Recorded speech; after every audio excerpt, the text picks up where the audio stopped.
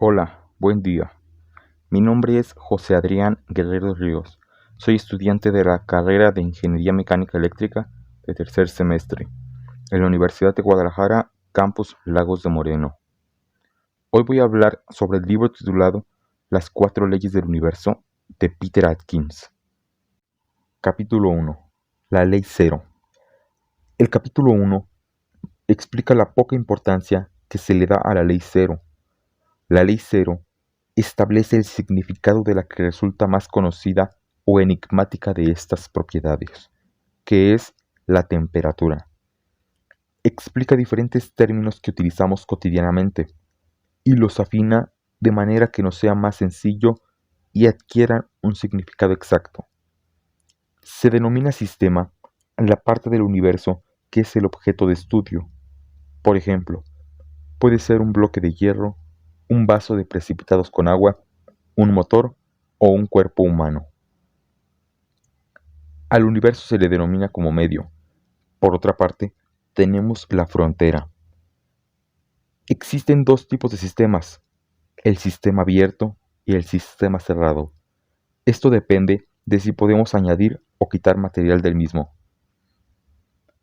Nos plantea una especie de experimento donde se encuentran dos cilindros, en el que se busca el equilibrio mecánico, que es el nombre técnico que recibe una condición asociada a la igualdad de presiones. Si las presiones son iguales, se quedan en medio del émbolo. De igual forma, nos explica las tres medidas con las que contamos para medir la temperatura o escalas y cómo se representaban. Por ejemplo, el 0 o el 100 en la escala Fahrenheit. Nos menciona que el termómetro es un instrumento para medir temperaturas que se basan a la 0. Nos explica cómo la constante de Boltzmann normalmente se incluye en la lista de constantes más importantes y cómo esto es una consecuencia de una mala elección histórica. Capítulo 2. La primera ley. Comenzamos viendo diferentes términos como la conservación de la energía. Explica cómo suele pensarse que la primera ley de la termodinámica es menos complicada o menos importante, ya que es una extensión de la ley de la conservación. Comienza a introducir diferentes términos como la energía o el trabajo. Desmenuza diferentes términos como el trabajo, que se refiere al movimiento contra la acción de una fuerza. Explica cómo el levantar cualquier cantidad de peso implica un trabajo, y cómo el trabajo es la base primordial de la termodinámica de la primera ley. Explica cómo también cuando hacemos pasar una corriente eléctrica a través de un calentador, estamos realizando trabajo, ya que esta corriente podría utilizarse para levantar un peso.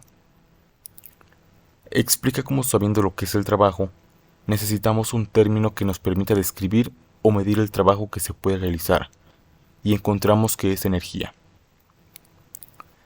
Realiza algunos experimentos en los cuales concluimos que independientemente de cómo se realice, si se realiza la misma cantidad de trabajo, se provoca el mismo cambio de estado en un sistema. Ya bien explicados los términos y con diferentes ejemplos, empieza a explicar lo que viene siendo la primera ley de la termodinámica, o alguno de sus enunciados, que es que la energía interna de un sistema aislado permanece constante. Nos explica lo que significa escalona termodinámica. Explica que no es un ente o una forma de energía, sino que el calor es un modo de transferencia de energía. Ejemplifica diferentes formas de transferencia de trabajo, así como diferentes términos que va explicando, como podría ser reversible infinitesimal o dirección de flujo. Reitera que la primera ley se basa esencialmente en la conservación de la energía, razón por la que los científicos y los termodinámicos en particular sienten una emoción o un interés cuando no ocurre nada. Capítulo 3. La segunda ley. El desglosamiento de la entropía nos sirve como introducción de lo que es la segunda ley, o la complicidad con la que se le refiere normalmente, y cómo la segunda ley tiene una importancia en el conjunto de la ciencia. Explica cómo esta ley nos permite comprender cómo es que funcionan los motores y ocurren diferentes reacciones químicas, así como el por qué es la base para comprender las más exquisitas consecuencias de las reacciones químicas. Nos explica cómo Carnot fue capaz de establecer un resultado correcto y sorprendente en el cual el rendimiento de una máquina de vapor ideal no depende de la sustancia del trabajo, tan solo depende de las temperaturas a las que el calor se suministra. Nos muestra una fórmula desarrollada por Carnot, la cual se puede aplicar a cualquier máquina térmica que proporciona el rendimiento teórico máximo. Explica cómo el análisis de Carnot establece una propiedad esencial de las máquinas térmicas, así como el calor puede transferirse hacia la dirección no más adecuada. Pero para que todo esto suceda, tiene que haber o realizarse cierta cantidad de trabajo. Resalta la importancia de un sumidero frío, ya que nadie ha podido crear una máquina que no necesite de este. Explica cómo el trabajo realizado puede medirse mediante la observación de la altura, hasta la que se levanta un peso dado. Reitera la importancia del concepto de entropía, el cual es la base del funcionamiento de las máquinas térmicas, las bombas de calor y las máquinas frigoríficas, y cómo el rendimiento de una máquina térmica es restado por la expresión de Carnot. Capítulo 4. Energía libre y disponibilidad del trabajo. En termodinámica nos referimos a energía libre cuando la energía es capaz de realizar trabajo, en vez de terminar escapando del sistema en forma de calor. La entalpía. En pocas palabras, la entalpía es una herramienta contable que ayuda a saber la tasa que debe pagarse o que será reembolsada en forma del trabajo que hay, que nos permite calcular el calor que se obtendrá sin necesidad de realizar un cálculo. Para identificar los procesos espontáneos debemos fijarnos en un aspecto de importancia crucial de la segunda ley. Se refiere a la entropía del universo, a la suma de las entropías del sistema y el medio de acuerdo con la segunda ley. Un cambio espontáneo está asociado a un incremento de la entropía del universo. Para evaluar si un proceso espontáneo, tenemos que evaluar las variaciones de entropía asociadas, tanto en el sistema como en el medio. Es probable que parezca más natural que un cambio espontáneo corresponda a la disminución de una cantidad. Lo habitual es que las cosas caigan, no que se eleven. Nos habla de la energía de Helmholtz y la energía Gibbs. La energía de Helmholtz es una versión encubierta de la entropía total del universo.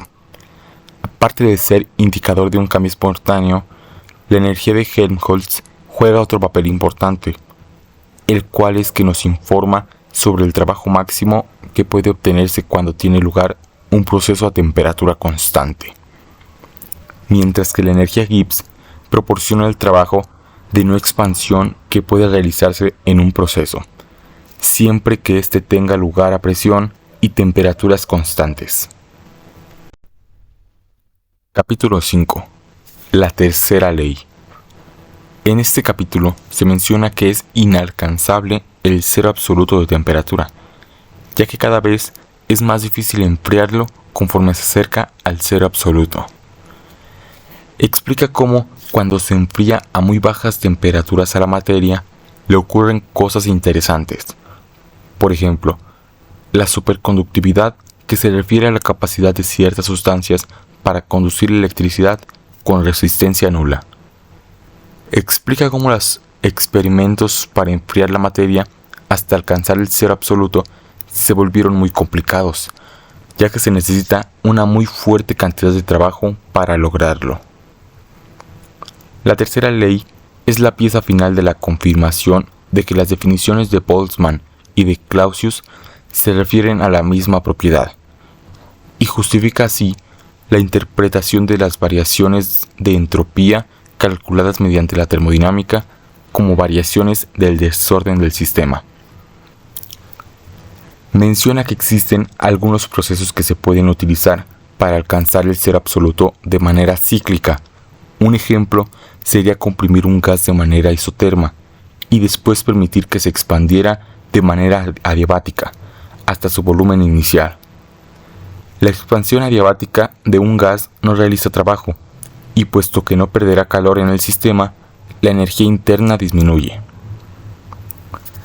Se podría decir que la tercera ley no introduce una nueva función termodinámica y por ello no es una ley del mismo tipo de las otras tres.